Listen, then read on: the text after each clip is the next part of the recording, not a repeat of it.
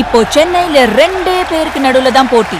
ஒன்னு இஎம்ஐ, இன்னொன்னு rent. Porur, Kattupakkam. Rented ஹவுஸ்னா உங்க ரெண்ட், அவங்க அசர்ட். ஓன் ஹவுஸ்னா உங்க இஎம்ஐ, உங்க அசர்ட். For bookings call 8682089820. இவ்வளோ துணிச்சல், இவ்வளோ வெறுப்பு, வன்முறை தூண்டுற அளவுக்கு உங்களுக்கு ஏன் இந்த மாதிரியான வார்த்தைகள் வருது? அது இயல்புலேயே திமுக இருக்கிறதில்ல. டிஎம்கேவுடைய டிஎன்ஏலேயே ஊர்னதில்லை. எந்த கூத்தாடியை வச்சு திமுக ஆட்சியை பிடிச்சது, எந்த கூத்தாடியை வச்சு கலைஞர் முதலமைச்சரானார், எந்த கூத்தாடியை வச்சு 71 ஜெயிச்சாங்க, எந்த கூத்தாடியை வெளியே தோர்த்ததுனால 13 ஆண்டு வனவாசம் இருந்தாங்க. அந்த மாதிரி பல விஷயங்கள் ஜெயலலிதாவையும் அதே மாதிரி பண்ணாங்க. எம்ஜிஆரை இதே மாதிரி தான் இப்போ விஜய் பண்ணுற மாதிரி தான். ஒன்றும் தெரியாது, நடிகர் வந்துட்டார். ஆளுமை தெரியுமா? ஒன்றும் தெரியல. முட்டி போட்டு போனான். இதுக்கு போகிற சர்ச்சில் போய் முட்டி போட்டு போகிற நீ ஜோசப் விஜய் அப்படி இப்படின்னு நீங்கள் சர்ச்சுக்கு போனதை சொல்கிறீங்களே. உங்கள் உதயநிதி நான் ஒரு கிறிஸ்தவன் என்பதில் பெருமை அடைகிறேன்னு சொன்னார். அதுக்கு நான் சொல்கிறேன், பல தடவை சொல்லியிருக்காரு. அதுக்கு நான் சொல்கிறேன், அது சொல்ல தான் செய்வாங்க. நாதாரி ஆட்சியில்ன்றாரு ஆராசா. இந்த நாதாரி ஆட்சி யாரோ வந்துருக்காங்க. ராஜாஜி, காமராஜர் இவங்களாம் இருந்தாங்க. அண்ணா கலைஞரை சொல்ல வரல வாய்ப்பு இருந்த இதில் இந்த நாதாரி இருக்குது அப்படின்னு அவருக்கு இவர் எலும்பை உடைப்பார்.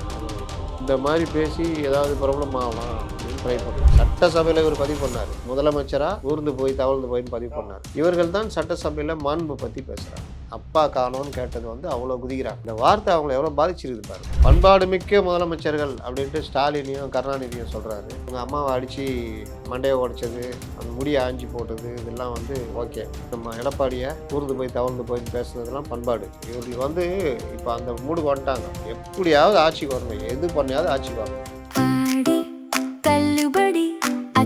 பேரும் அல்லம்படி 6 முதல் 60% வரை ஆடி தள்ளுபடியுடன் சூப்பர் சரவணா ஸ்டோர்ஸ், சென்னை, மதுரை, கோவை.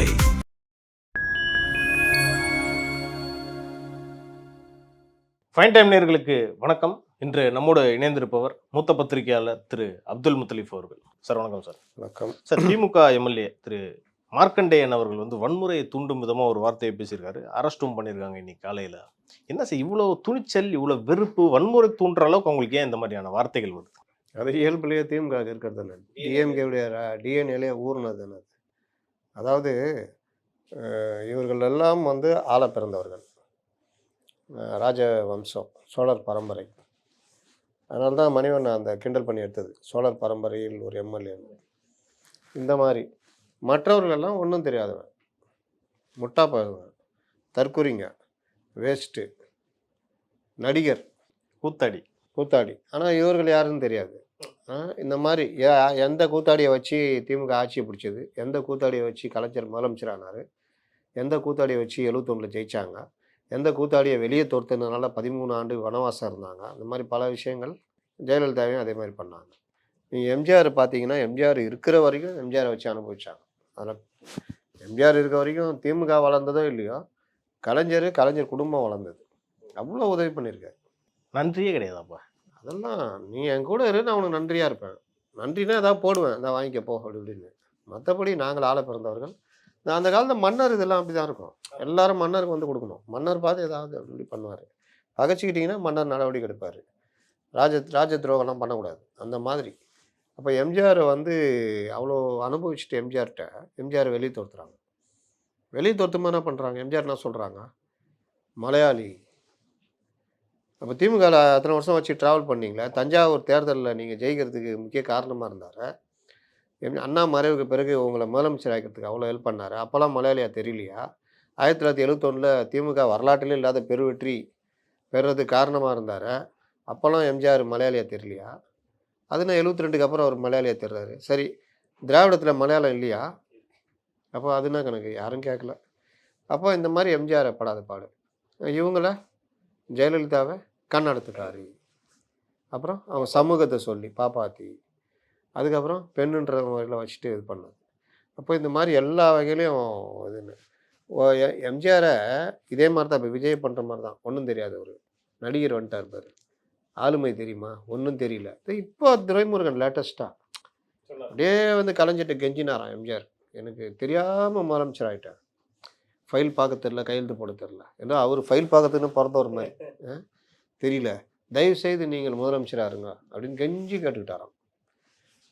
இது ஒரு காமெடினா, அதுக்கு அப்புறம் தான் பெரிய காமெடி. யாரை பார்த்து நீ என்கிட்ட ஆட்சியை கொடுக்குறன்ற? என்ன போரஸ் மன்னன் என்று நினைத்து கொண்டாயா? நீ அலெக்சாண்டரா? நான் தோற்றவுடன் எனக்காக நீ விட்டு கொடுக்குறதா? யாரை பார்த்து இந்த கேள்வி? அபர்தார் தொலைச்சி கட்டுருவேன். தேர்தல் மூலியமா ஜெயிச்சு தான் உன்னை நான் ஜெயிப்பேனே தவிர இந்த மாதிரி அப்படின்னு அவர் சொன்னாராம். இதெல்லாம் எப்போ தூங்கி கனவு கண்டாருன்னு தெரில. அப்படி சொன்ன ஆள் தான் 84 என் நண்பர் 40 ஆண்டு கால நண்பர் செத்துட்டான்ற மாதிரி தான் பேசினாங்க. அந்த ஒரு துர்பிரச்சாரம் பண்ணாங்க. அப்புறம் பாக்யராஜெல்லாம் போய் பார்த்துட்டு வந்து நல்லா இருக்காரு, சூப்பராக இருக்காரு. வேணா அன்றைக்கி அவர் பெரிய பிரச்சாரம் பாக்யராஜ் தமிழ்நாடு ஃபுல்லாக அமெரிக்காவில் போய் பார்த்துட்டு வந்து பெரிய பிரச்சாரம். வேணும்னா என் செலவுலேயே நான் கலைஞரை கூப்பிட்டு போகிறேன், வந்து பார்க்க சொல்லுங்கள் அவர் நண்பரை அப்படின்னாரு. அப்போது இவங்க என்ன சொன்னாங்க, இப்படி ஒரு வேளை இருந்தார் என்கிட்ட கொடுங்க, ஆட்சியை கொடுங்க. ஒரு வேளை அவர் வந்தார்னா அவர் கையில் ஆட்சி ஒப்படைக்கிறேன். இவர் தான் அன்றைக்கி சொன்னாராம், யாரை பார்த்து சொல்கிறாய்? இந்த மாதிரி இந்த கீழே விழுந்தாலும் எழுந்திரிச்சு அப்படி கைப்புள்ள இது பண்ணுவாங்க, மீசையில் ஒன்று மாதிரி இது பண்ணுறதுல இவங்களுக்கு நிகர் இவர்கள் தான்.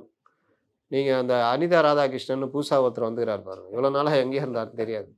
இப்போ அவர் வந்து புதுசாக வந்துட்டு ஏதாவது பொதுச்செயலர் ஆக்கிடுவாங்களான்னு தெரில. ரொம்ப விறுவிறுன்னு பேசிகிட்டு இருக்காரு.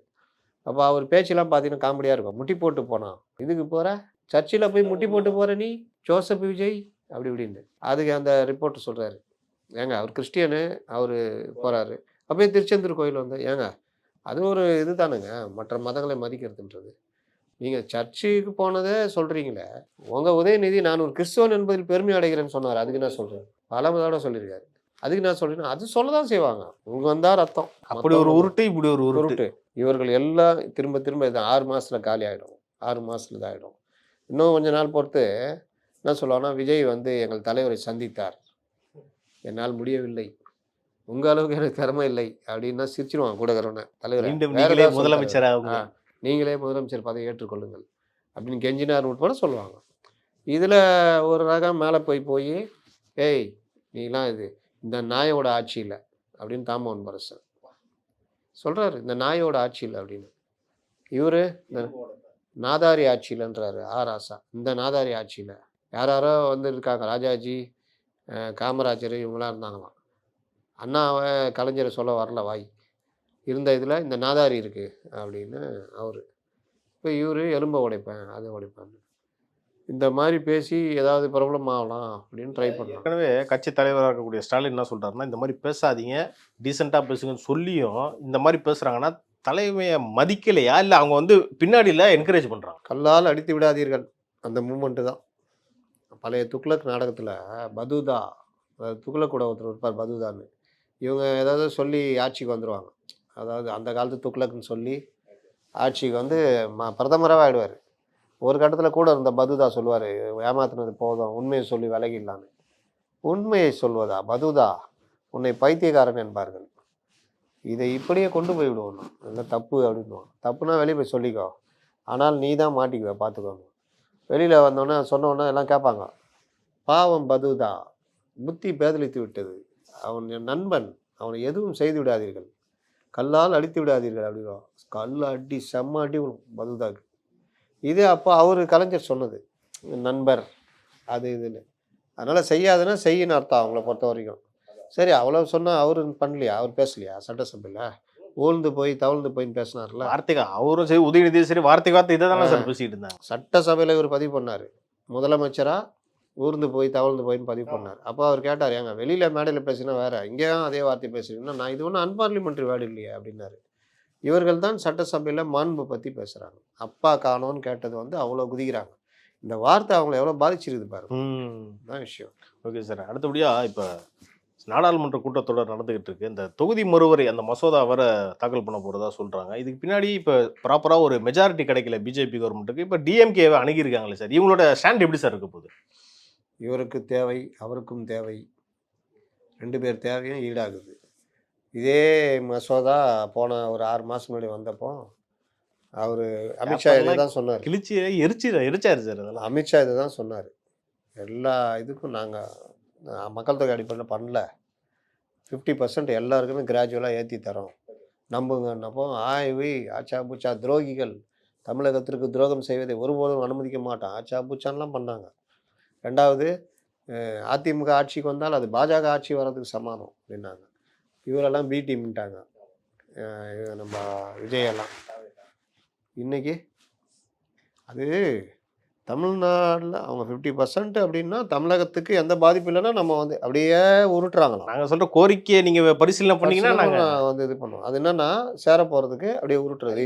இதை இப்போ ஆரம்பிக்கிறாங்களா, ஏன் திமுக அதிமுக ஒன்றா சேர்ந்தோன்னா தப்பு அப்படின்னு அந்த சைடில் 2 பேர், இந்த சைடில் 2 பேர்.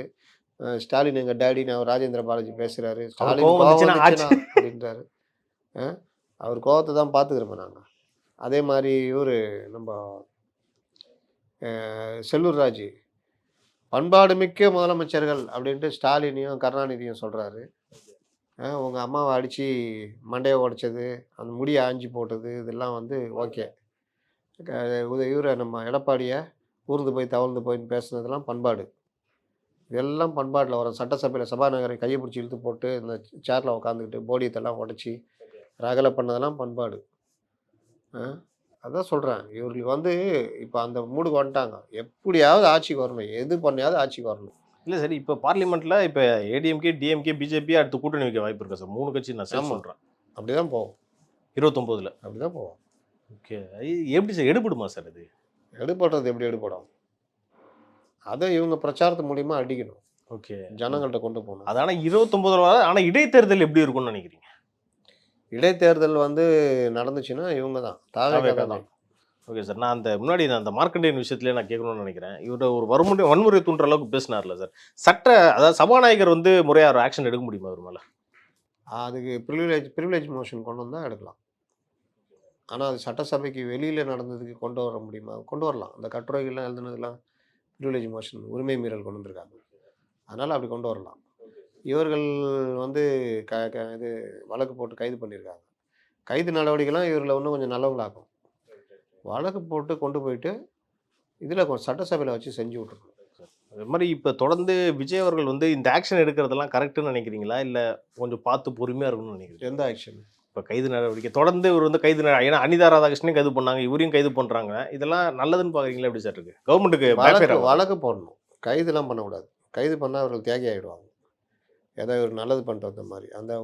இந்த ஜென்சி ஒருத்தன் இப்படி ஓடியாந்தானே, டிங் டிங் டிங் டிங் டிங், இது எல்லாமே அதுதான். 7 வருஷத்துக்கு கீழான விஷயங்கள்லாம் வழக்கு போட்டால் தான் கரெக்டாக இருக்கும். அனிதா ராதாகிருஷ்ணன் மேலே இருக்கிற வழக்கை ஸ்பீடு பண்ணால இதாகும். அதனால் கடந்த இந்த போலீஸ் அதிகாரிகள் பண்ணுற வேலை தான் இந்த விஷயத்தை கொண்டு போயிட்டு கைது பண்ணலாம் சார், அவர்கிட்ட சந்தோஷப்படுவார். அங்கே ஜட்ஜிக்கிட்ட போய் மொக்க வாங்கினா அது வேறு மாதிரி இவங்க கொண்டு போயிடுவாங்க. ஓகே, அந்த குதிரை பேரம் வழக்கு இருக்குல்ல சார், இப்போ பரபரப்பாக போயிட்டு இருக்குல்ல, அதிலே வந்து அவங்கள எம்எல்ஏவை வாங்குறதுக்கு அந்த 4.5 கோடி வரைக்கும் பறிமுதல் பண்ணிக்கிறதா ஒரு தகவல் வந்திருக்கு. இதை எப்படி சார் எடுத்துக்கலாம்? அந்த அளவுக்கு அவாலா பணம், கருப்பு பணம் உள்ளே விளையாடி இருக்குது. எவ்வளோ பெரிய நெட்வொர்க் இது? பெரிய நெட்வொர்க் தான். அது விசாரணை போய்கிட்டே இருக்குது. இன்னும் பலர் மாட்டுவாங்க. நீங்கள் எதிர்பாராதெல்லாம் மாட்டுவாங்க. அப்போது இதில் இடி உள்ளே வரணும். ஏன் இது வரைக்கும் வரமாட்டேங்குது? இது பண பரிமாற்றம், ஹவாலா பணம், அரசு ஊழியரை விலைக்கு வாங்க முயற்சி, ப்ரிவென்ஷன் ஆஃப் கரப்ஷன் ஆக்ட் போட்டிருக்காங்க, கூட்டு சதி வழக்கு பதிவு பண்ணியிருக்காங்க. இடி டீட்டெயில் வாங்கிச்சு, ஏன் வரமாட்டேங்குது? இல்லை பொறுமையாக பார்க்குறாங்களா? ஆமாம், டீலிமிட்டேஷன் வர்ற வரைக்கும் பார்ப்பாங்க. ஓ, டீல். அதனால் இது இடி உள்ளே இறங்கினா தான் இதாகும். இன்னொரு பக்கம் இவர் இந்த எம்எல்ஏவை கைது பண்ணுற வேலையை விட்டுட்டு செந்தில் பாலாஜி வழக்கு விவகாரத்தில் போய் முன்ஜாமீனை ரத்து பண்ண சொல்லி கேட்கலாம். ஏன்னா கையெழுத்து போட வரமாட்டேங்கிறாரு, அறிக்கை விட்டுட்ருக்காரு. எது நடவடிக்கை இல்லைன்னு இவங்களுக்கு தெரிய மாட்டேங்குதுன்னா அந்த அதிகாரிகளெல்லாம் தவறாக வழி நடத்துறது இதெல்லாம் நடக்கும். Right sir. பல விஷயங்கள் பேசணும். நேரத்துக்கும் கருத்துக்கும் நன்றி சார். நன்றி.